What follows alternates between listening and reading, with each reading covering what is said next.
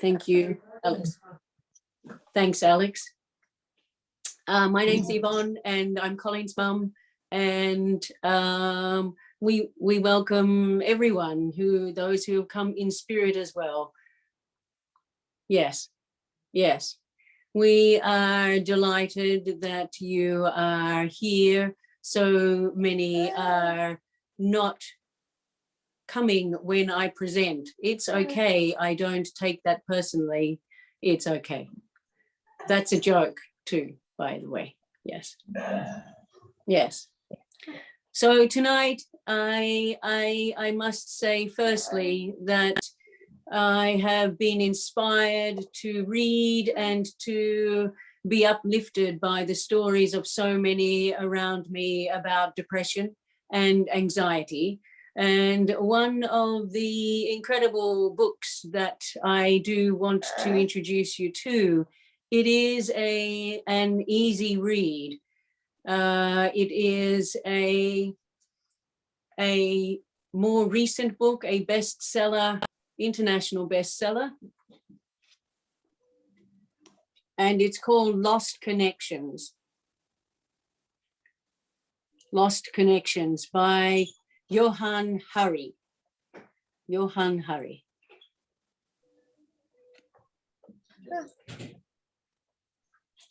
The journey that he takes, after being diagnosed with depression from an early age, even in his teens, he, by the end of his 20s, early 30s, recognized that his diagnosis of depression was not taking him anywhere, and that the drugs that he was given were not only ineffective, but crippling him. So he embarked on an international search to speak to all kinds of specialists in the area of depression, the pharmaceutical companies, and so many that were able to inspire him, so many that actually suffered depression as he did. And in countries where depression is not recognized at all as a debilitating disease, possibly because it isn't in their culture and it isn't in their idea of their community. It is a brilliant book. And I quickly want to gloss over what he speaks about with depression. It is for him to just a sec, sorry.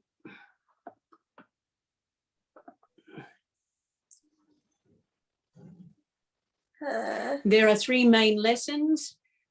One that he speaks about is that there is little evidence to suggest that the millions upon hundreds of millions of people that are reported with this disease are effectively being treated by medication, chemicals, and that for most, even the UN admits that the majority of people who are taking antidepressants are not being assisted by while it isn't chemical castration, it is almost as mind and soul numbing. Yes. So it is one of his, what is it? It is like a grandstanding, but he has done extensive research, and I sense he has come to the conclusion that even though you suffer from depression and you are taking antidepressants, you still need to deal with your demons. Yes. So the demons that people suffer from, there are 9 common reasons that he shares with us that are common reasons for depression.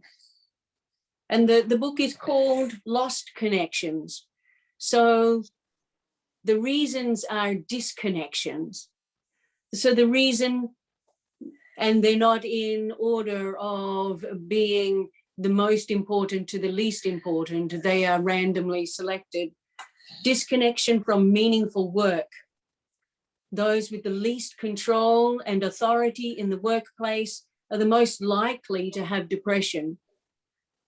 Those who are doing that which we call menial tasks or are demeaned by the work that they do, that they find no sense of value in it. This is the disconnection from meaningful work, and a contributing factor to depression. Also, disconnection from others. Loneliness and no sense of belonging are big indicators of depression. Disconnection from meaningful values. Our consumer-driven society has left us detached from worthwhile values, which in turn contributes to depression.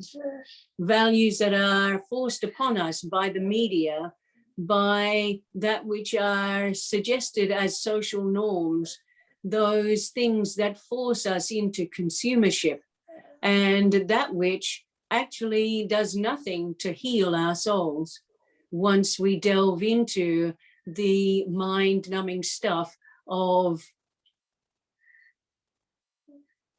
what is the word? Yes. Propaganda. Yes, yes. Another very significant causation of depression is childhood trauma. More traumatic, a person's childhood contributes, especially if it is a traumatic one. People are more likely to have depression and anxiety in their later life. Disconnection from status. In areas with large gaps in wealth, there are higher rates in depression. The haves and the have-nots. Those that are given opportunity to choose their path and to choose their psychologist, or to choose their education, or to choose an alternative workplace, are more often those that are given greater opportunity through financial well-being. Yes. Number 7 is disconnection from a secure and number 6, disconnection from nature.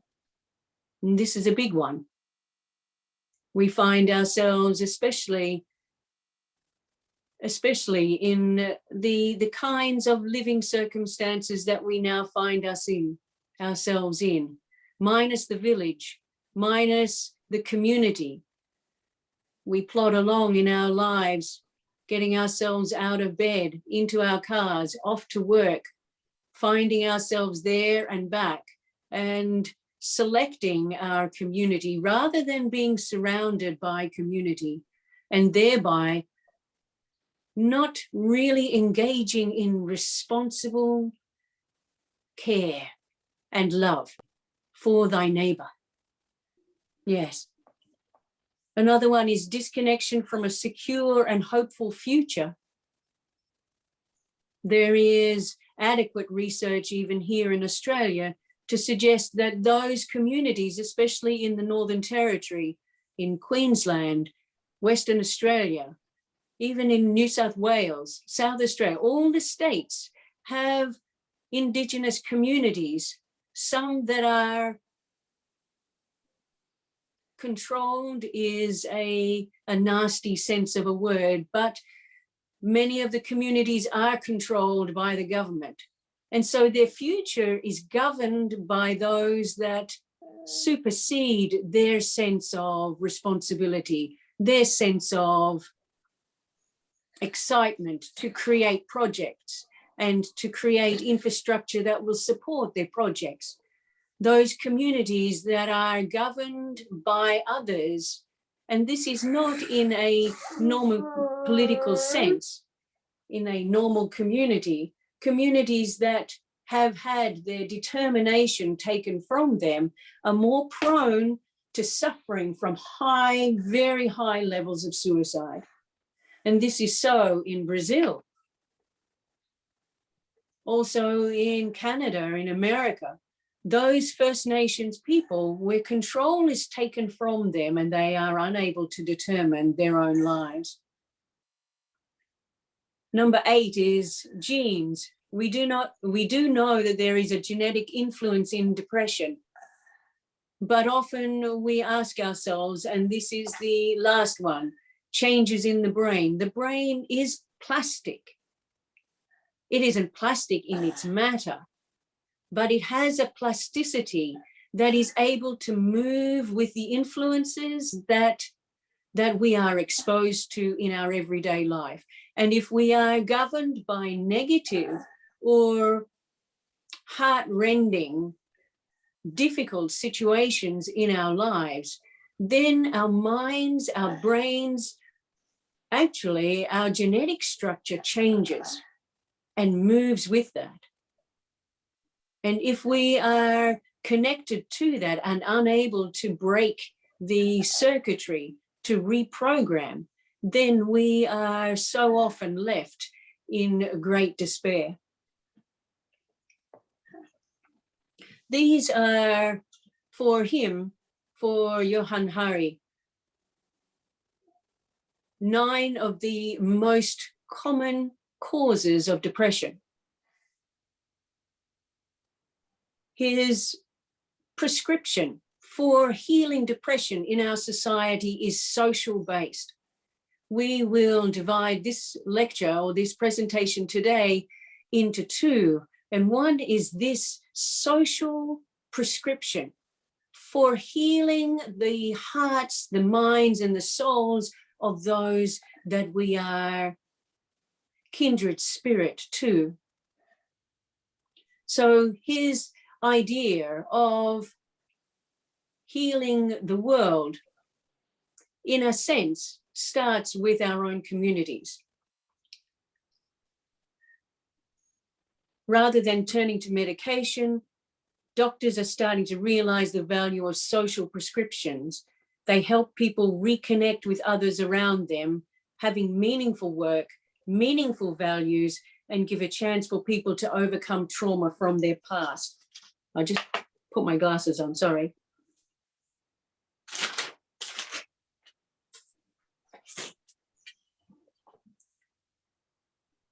So in our own society, we know that this sickness is so often swept under the carpet. If you are down, you are made to feel as if you are somehow inadequate. Your doctors will often brand you as being mentally incapable of carrying a job, or being a good mom or a good dad, or being capable of being responsible to carry out any kind of connection to the community, and thereby giving them the go-ahead to prescribe drugs that, as we have said, doesn't really heal the situation. So the author talks about how society in itself is meant to, and this is something that Hamed also talks about, that we are a part of the wider universe, each of us playing a part. And in our own way, if one of us falls, then we are meant to be supported by another. So his first remedy, I guess, is to connect with other people. Social media doesn't work, yes, but coming together in a collective struggle. So many of us are condemned almost if we are given the diagnosis of depression, then we are almost left without a cause or a means to carry on. And we use it almost as a crutch because we feel it is a fait accompli.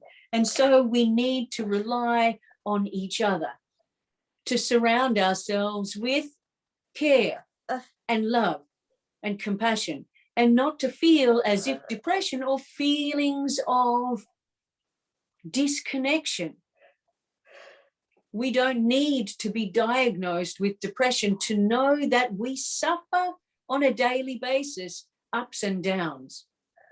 This down that we talk about is actually a sense of disconnection, of being swept up by our thoughts and our emotions, the feelings that we are inadequate, that we are unable to contribute well, that our belief systems are creating in us a sense of comfort, but at the same time, they also tell us that we are inadequate, that we are not there yet, that we are not as good as the next person, not as knowledgeable.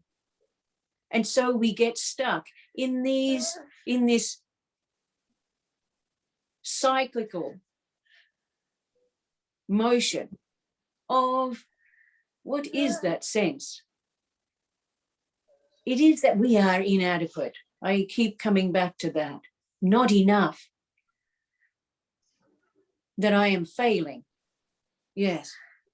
So we need to surround ourselves with people. Number 2 was social prescription, that a doctor asks you not what's the matter with you, but what matters to you. And we also can ask each other this, not what's the matter with you, slap, slap, what's the matter with you, but what matters to you. Because then you are engaging the other in some place of intimacy and trust.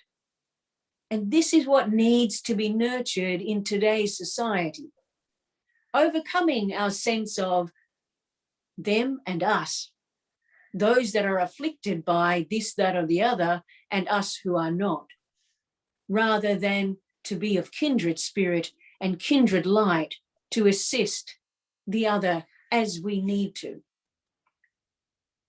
So again, meaningful work. Oh no, going back. So that he subscribes to us for people to get engaged in the social prescription, getting involved in social programs, pottery, art, exercise, to do volunteer work. Again, coming back to community, creating the community because it doesn't naturally exist within our neighborhoods, that we create it around us. And us gathering tonight, of course, is a sense of that. And yet I feel so much, yes, like the last couple of years, because we haven't been present, that there is that sense of disconnection, because we don't really have the time nor the inclination sometimes to get together. And in recent years, of course, that has been difficult. But that we strive to surround ourselves, not in fear, but in love, knowing that we, as in the Sangha, in the Sanskrit, Sangha, S-A-N-G-H-A, the Sangha is the group that relies not on a guru, not on a hailed teacher, but relies on each other to bring forth the enlightenment, the awareness. And so in this group, we have that. And I feel so blessed to be a part of it. Yes. So again, there was meaningful work. In a sense, I do believe I am running out of time, and I haven't got to the main part of the presentation, so I will push through. But meaningful work, as we are entering into a new phase in politics, the election is coming up, pushing politics, pushing the government, pushing our communities to create workplaces that are democratic, so that everyone in our businesses are given a voice, so that each of us are not given commands and demands, but that we feel like we are contributing to the well-being of others, as well as to ourselves, creating meaningful workplace environments. it is up to each of us to be able to do that, as I can sit back and ask you to do that because I am not in a workplace. Yes. So please go forth. Yes. Again, meaningful values, creating meaningful values, being defensive, not buying into the propaganda that you are not enough, not buying into the consumerism that is pushed to ad nauseum, not only on TV, not only on our phones, but on billboards, on all kinds of places that are promoting this, that, and the other, promoting that you do, out of fear, get into life insurance, that you do take out this insurance and that insurance in case of. So you are made to do things out of fear, not out of your own sense of connection to what is needed. These are important points because decisions are being taken out of our hands, and not the egoic hands, but the hands of the higher consciousness that we all have, that which goes against the grain, and yet we are pushed into it. Yes. There is another one that he talks about, and it is sympathetic joy. Has anybody heard of sympathetic joy? Sympathetic joy is about recognizing the joy not only for yourself, but for others. So often we look at others and we compare ourselves, or we are jealous, or we do not celebrate in another's joy, in another's happiness. And we feel almost, what is it? We are not reticent, but we are unwilling to engage necessarily in others' joy, especially when the other is someone that we do not like or that we do not engage in with. Yes. So sympathetic joy, the activity that was discussed in the book is beautiful. So you close your eyes and you, first of all, maybe we can do this now. Close your eyes and visualize something beautiful happening to you. Feel the joy for yourself and let it flow through you. Now, visualize someone that you love experiencing some kind of something that has happened to them that brings them joy. Feel that joy in your heart and let it flow through you and celebrate it with them.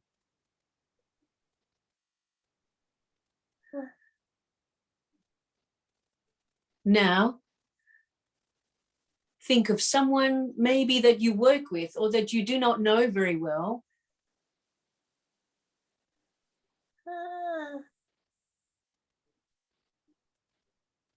Visualize something wonderful happening to them. And that you too are joyful and allow that joy to flow through you.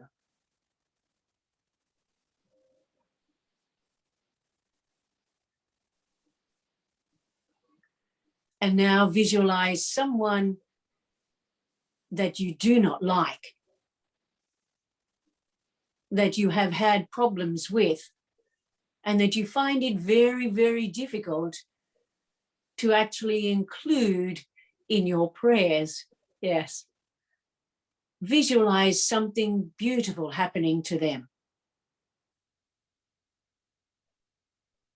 Feel the love and let it flow through you as you see the love and the joy flowing through them.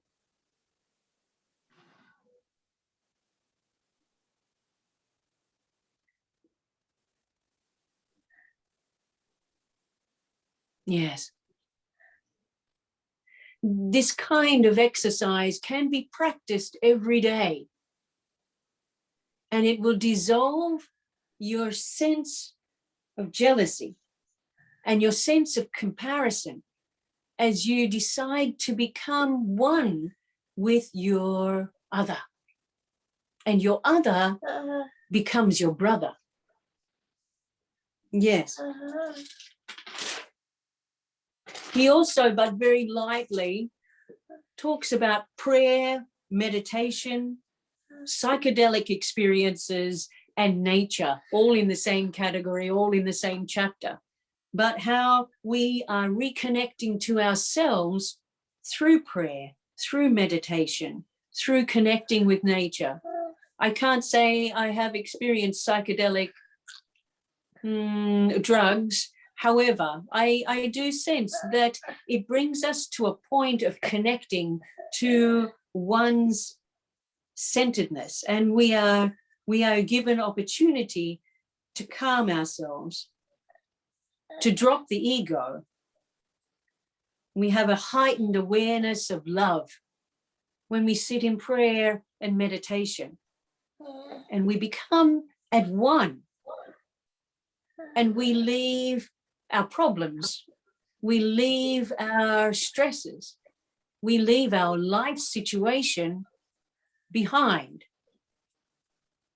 Even in prayer, in meditation, we leave behind those labels that you have talked about so beautifully tonight. I am a mother. I am a father. I am a spiritist. I am all those kinds of things. It doesn't matter who you are.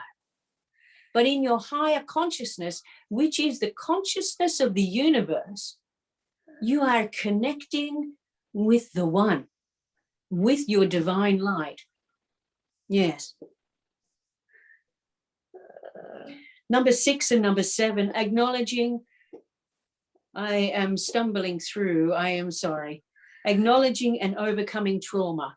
This is so important for depression, for us to be able to share the stigma attached to trauma, that we are victims of trauma. So often we keep it to ourselves. There is a stigma, there is a shame, there is a keenness for us to keep it hidden. But in keeping it hidden, we are, and Hamed talks about this quite a lot, that we basically cripple ourselves, we compound our issues because we are not open. We are afraid. We are afraid to be vulnerable, to be seen as vulnerable. And so we shut ourselves off. And so acknowledging the trauma that we have experienced, seeking help, seeking guidance, seeking friends, seeking understanding, and then working on that will assist us, each of us, in overcoming that trap of getting stuck in depression. And restoring the future is the final one. It's a funny thing because he is actually wanting absolute social change. So he is encouraging communities all around the world, I guess, to begin to think about securing a future for everyone, securing financial security for everyone, so that everyone is given breathing space to change your life, to change your culture, to change that which is needed for you to find peace.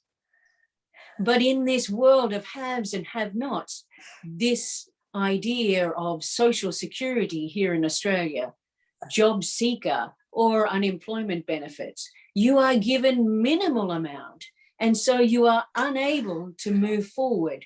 You cannot clothe yourself well, and thereby you cannot show up for a job interview. You do not have enough money to pay for transport to get to job interviews, let alone to bring up the family on this kind of social insecurity. So these are some of the main points of the book. I recommend Lost Connections. The book tells a lot of stories and engages not only in stories of individuals who are one-offs. There are many case studies, and it is beautiful to read, for he spends more time on looking how people overcome their dependency on drugs and finding peace within themselves and their communities. So community is a big one for this book. But when it comes to each of us, as I said earlier, each of us struggle with our life situations. If we think we are here, life is to make us happy, then we are surely misguided. Life isn't here to make us happy, but we are here to find our consciousness, to find our awareness, and in that to find joy in everything that we do, in everything that we are. This is something that so many of the spiritual teachers like to assist us with. There are many, like Thich Nhat Hanh and Eckhart Tolle. In particular, Eckhart Tolle speaks to us of our, what is it? We are moving on to the next phase, and I want us to shift gears from the social responsibilities that we all have to assist each other through the times when we are down. And now it is for us, each of us, to recognize that even when we are supported by our community, we still have to do the hard work. And the hard work isn't hard. It recognizes in ourselves our consciousness. Our consciousness can be separated from our mind or our thoughts, our thinking, and our emotions. So can we imagine each of us standing in line at a checkout? It's taking too long. You have to be somewhere else. You have your trolley and the person in front can't find their card. Oh, they have found their card, but now she stumbles and it falls to the ground. Oh, now she puts the card in and it is rejected. And you are standing there with a line of people. Where is your mind? What is your thinking? And your thinking will be possibly the ranting. Oh my God, is she going to take forever? Oh, I have to be home. I have to pick up such and such from the station. Oh, I'm going to be late.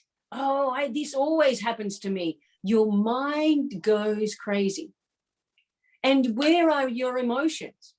You start to agitate. You start to get frustrated and you sigh and you breathe differently.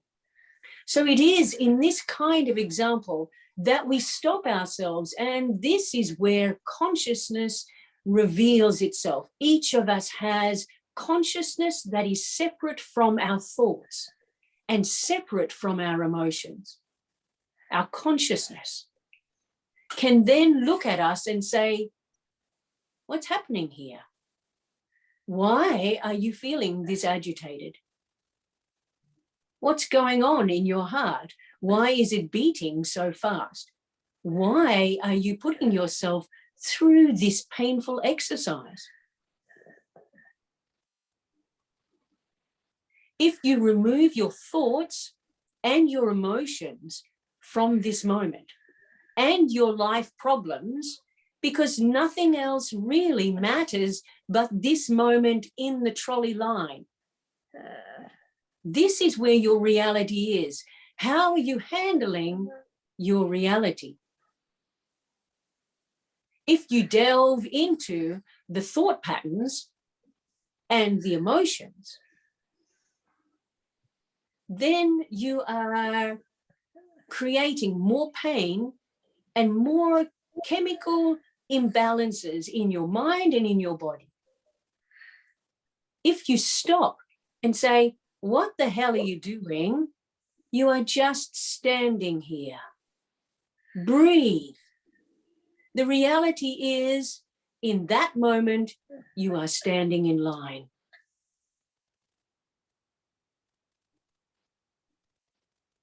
Your anger, your frustration dissolves. Your thought patterns quieten. And you actually sense those around you. You connect, possibly. You actually are present in that moment.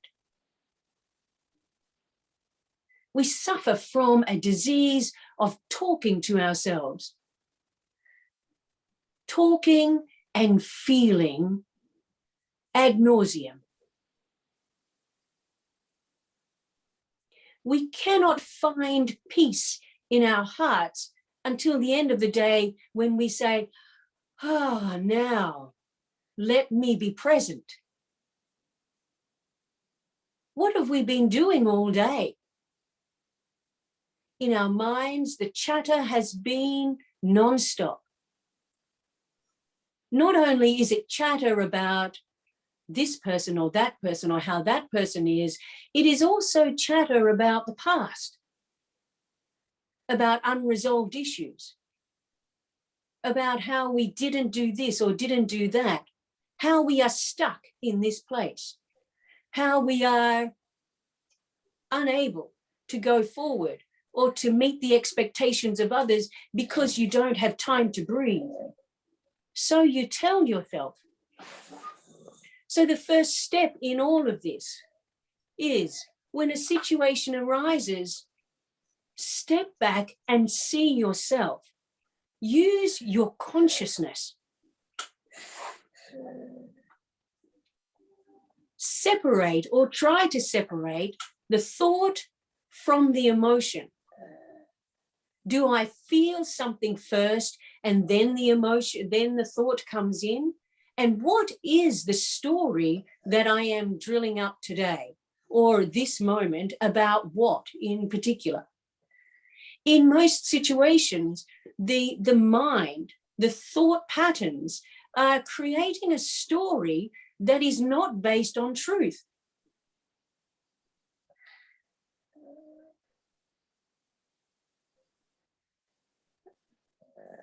When you step into a lift, maybe, you go into the lift with your mind abuzz.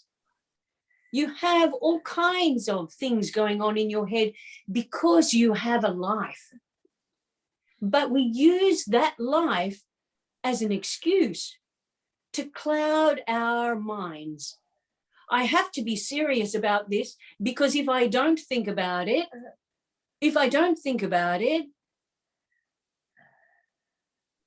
what? If you think about it, what is the outcome? If you don't think about it, if you do think about it, what is the outcome? And if you don't think about it, what is the outcome? It is the same, except for when you think about it, you are loading your head up and you have missed the moment. You have worried about this person or that person or what they have thought of you or what your connection is to this or that. Oh, you haven't done this or that. Yes, it is all possible.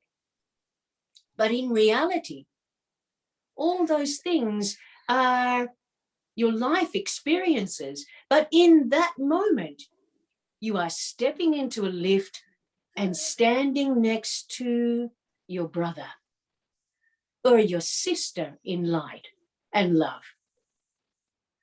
And if you are lost in your thoughts, if you are lost in your projections, you walk in and you assess what they are wearing, You walk in and you see them and you go, oh, I know about that person. And off your head goes.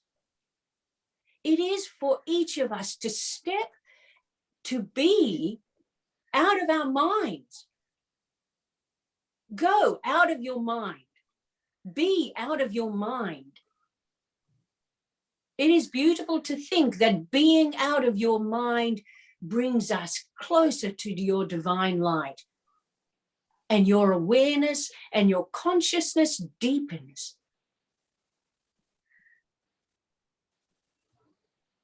So, can you be present with your life experience, your life, whatever is going on in your life? Yes. And be present at the same time.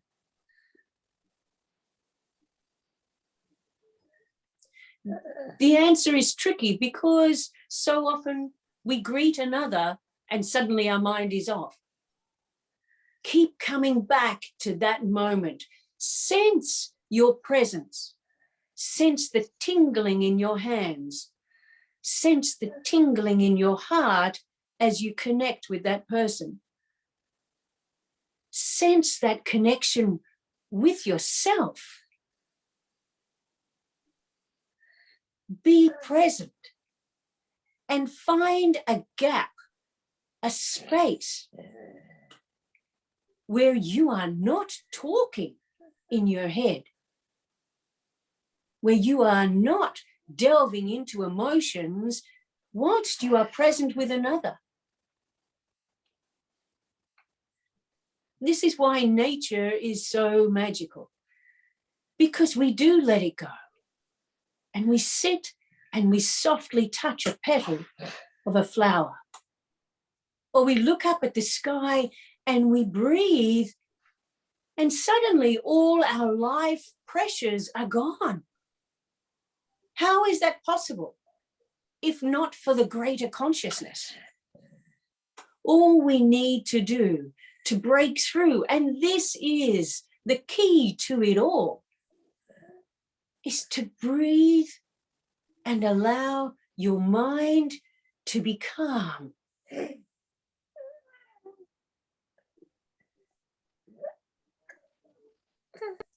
In the throes of an argument, step back and look at yourself and say, oh, what is your mind saying here? What are those words you are using?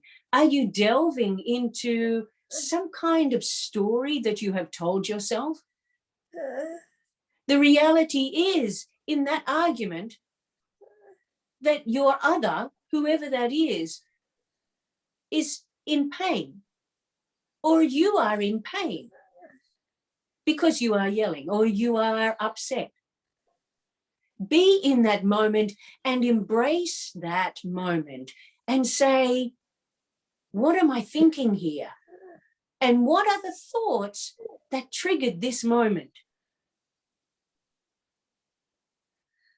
What are the emotions? Did the emotions drive the thought patterns that I am now delving into? Or are the emotions as a result of the story that I have told myself? The reality is possibly very simple. The reality is that someone is hurt. Something is unresolved. Are we lashing out at the other because we hate the other? That is also because of some unresolved issue. Step back and don't delve into the story. Don't be reactive. But you can tell yourself, don't be reactive. And in essence, that is true. You can't just let it go. So the first step that it is beautiful how Eckhart Tolle speaks about this. Embrace that moment. Embrace your pain. For embracing your pain, you can then acknowledge it and honor it and try to understand it. But if we push it away or push it down, then it sounds like trouble for some future moment when everything bursts forth and you go, oh my God, where did that come from? So firstly, we are told to embrace the pain, embrace that moment, and actually ask ourselves, what is it? When you do that, you are sitting in your consciousness, not conscience, but your consciousness.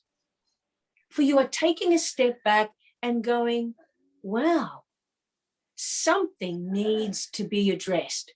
I am in pain. It hurts. I wonder where that pain came from. What's that story that I have been telling myself?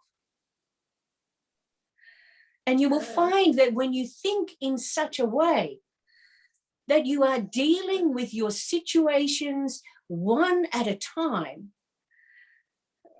And this is possibly a remedy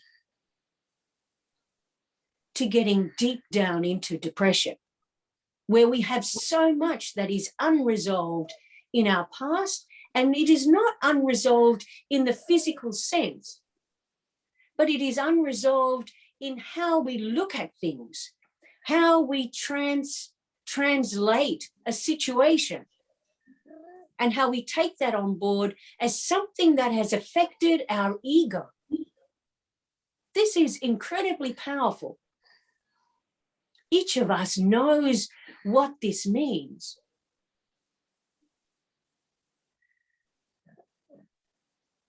Our past will continue to raise its head. Our past and the past stories. But you are given opportunity to look at this and say, I was badly treated by my father. What's the story? Well, this and this happened, and then I was driven to this and this. That's the story that you have experienced. But what is the reality? Hamed tells us that it is in each of us to do what we can with the tools that we have at any given moment. You will know for yourself, I did what I did, but I thought it was the best thing to do. When we look at this and we look at our past and we see the wrongdoings, supposed wrongdoings, the feeling of victimhood that we feel, if we sense the situation and look at it and see the other as a divine being such as yourself doing what they could do with the tools that they had, then, oh my God, there is no need for forgiveness because their wrongdoings dissolves. Before your eyes, there is no need for forgiveness because they didn't do anything wrong. Yes, you were a victim, and yes, it was nasty. But do you carry the blame with you throughout your lifetime? This is something that each of us, has to reckon with. If we recognize the divine process in and through all beings, then we let it go. But we let it go by recognizing the pain, embracing the pain, and seeing that which occurred and stepping back in our conscientious consciousness. Because our conscientiousness comes from our, as you all have said, your spiritism compels you, but your soul compels you to find joy in life. We are compelled to find joy, ultimately. And the way we find joy is to release it and allow the blame to dissolve because we recognize that this is no story. Your life is not a story. Your story changes every day depending on your mood.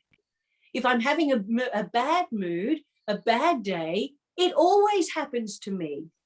It's always crazy around here.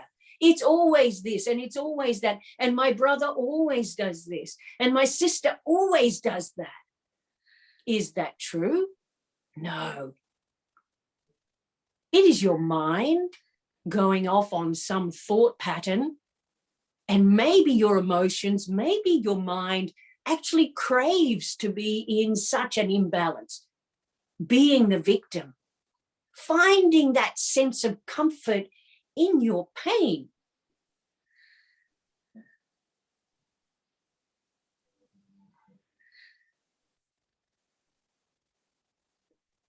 And all of us must find somewhere in it a place where we go, now it is time for me to release my pain. For it is not serving me. It is not bringing me joy. But you do it because you understand in your greater consciousness that life is a challenge after a challenge after a challenge. This is the gift of life. In each challenge, we deepen our sense of connectedness to life. We accept that life is no bed of roses. But we recognize in each challenge the opportunity to find peace in it and to overcome it. It is, even in Jesus' case, in the Garden of Gethsemane, "Oh, Father, take this cup from me." He says from the depths and the fearfulness that is in his heart. And yet he knows, because of what he preempts, he is fearful of what he is preempting. Take this cup. God doesn't want to take the cup, for it is us to drink from. And this is the miracle of life. This is the joy of life. We sink into depths of depression because we say to ourselves, we have no option but to take our lives.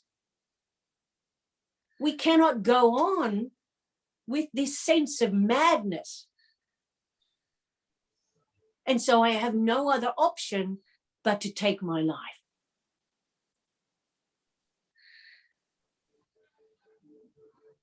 But we do have options. When we take that step of actually acknowledging that we have a greater consciousness, a consciousness that is universal,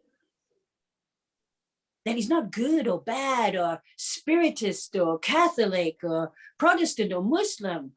It is a consciousness of connectedness to the beauty of all that is. And it actually is brilliantly level-headed. And it will say to yourself, what the hell are you thinking? Be in this moment. Be in this moment. Embrace this moment. Yes, I feel destitute. I feel as if there are no other answers. Eckhart Tolle tells us that if we feel so desperate that we want to commit suicide, before we do that, die first. This is extraordinary. Die first.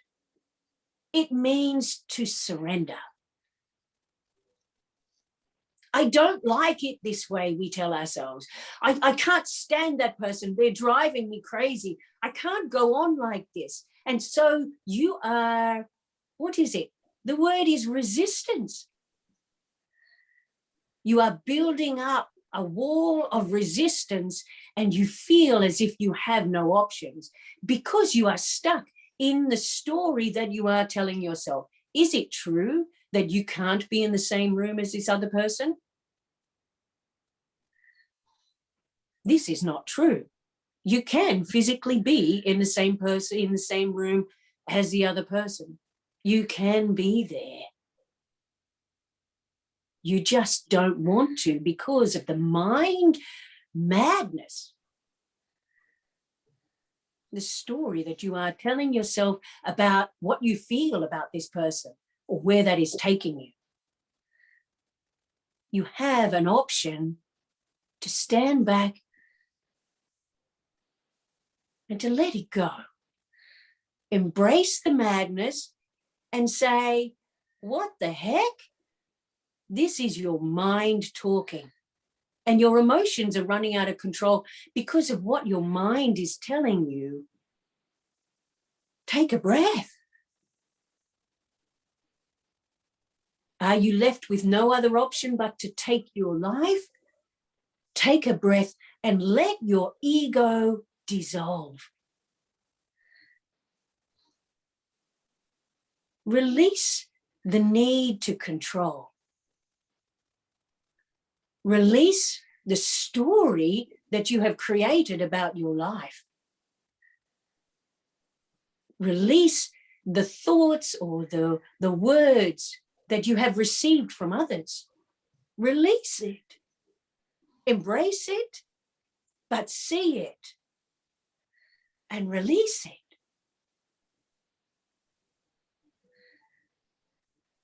When we do this activity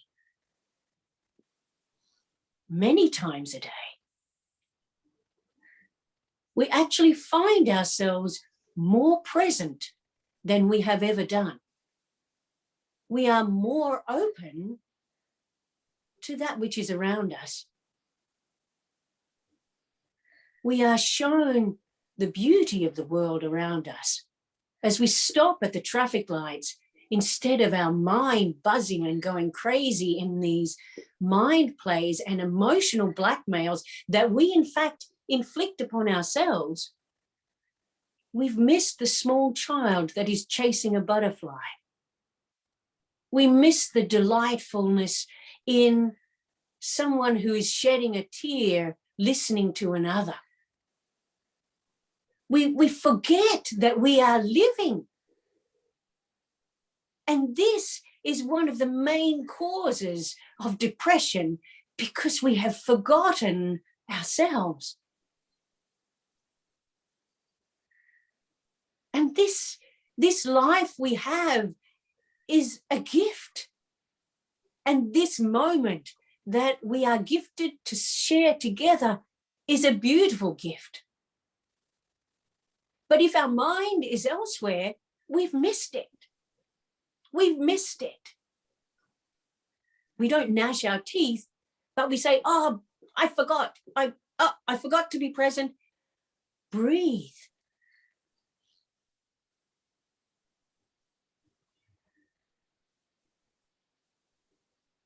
We are all so connected at times. It is for each of us to go home. Thich Nhat Hanh, he died earlier this year. Such a beautiful, beautiful teacher.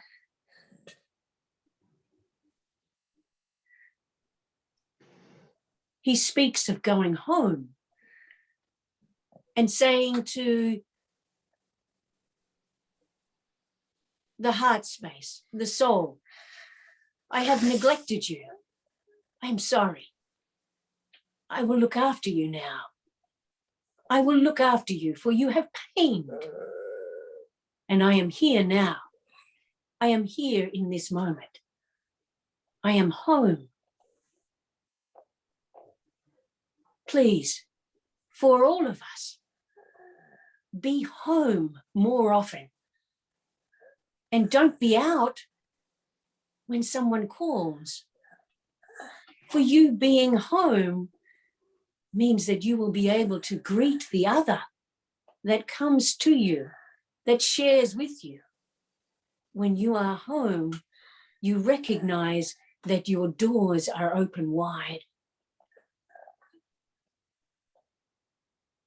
and that you connect so beautifully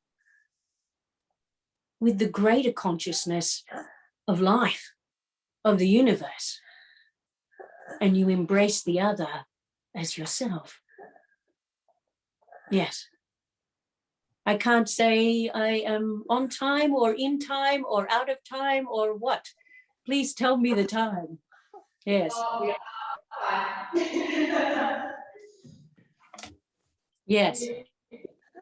Yes. We are on the time, Colleen, so thank you. There is so much to share. Yes. I know. I wonder if anyone has anything to share. Yes. Anyone have something to share? No? No. Can I just speak to Spike play box? Are you able to do a little bit shorter? So thank you. I'll just grab the box.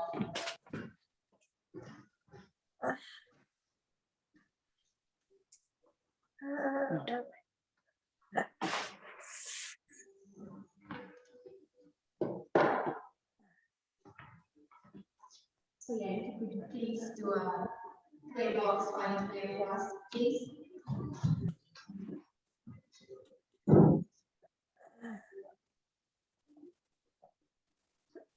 Let us find that space within ourselves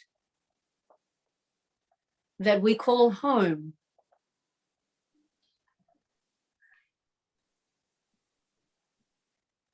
We acknowledge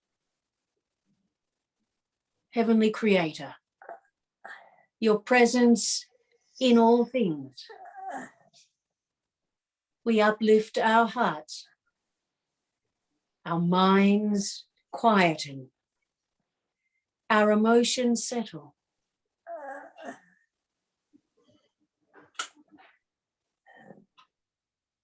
We acknowledge that we have all come here from great and wonderful experiences of life.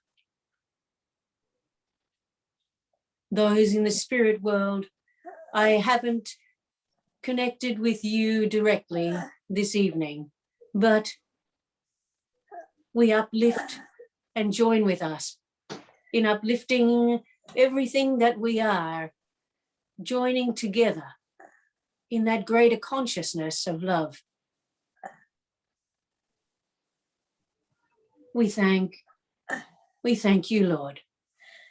We thank the creation for every single challenge in our life, for every single person that has come and gone, for every single entity that has touched our lives and touched the lives of others. We acknowledge the beautiful interconnectedness that we are a part of, and we honor our place in it. We commit all those that are in our hearts that we are concerned about. We uplift them in the greater consciousness, in the greater sense of divine light, and we say thank you. We say thank you. And in this gratitude, in this love, surrounding all those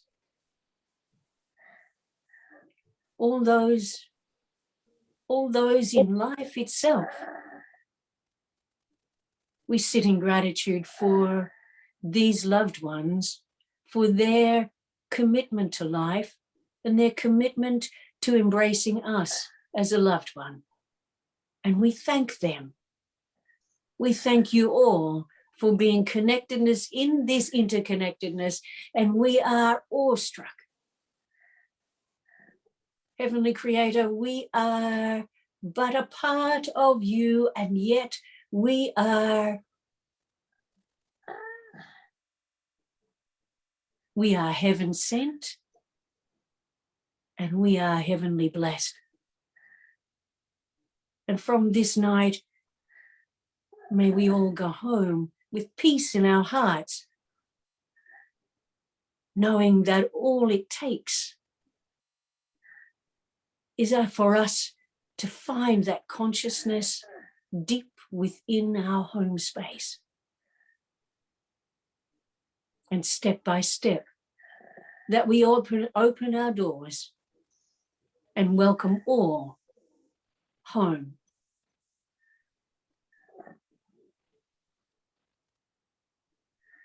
We thank you all. Amen. Yes. Yes. Thank you, Colleen. Thank you. Thank you. And we'll see you next week. Thank you. Bye. Thank you. Bye.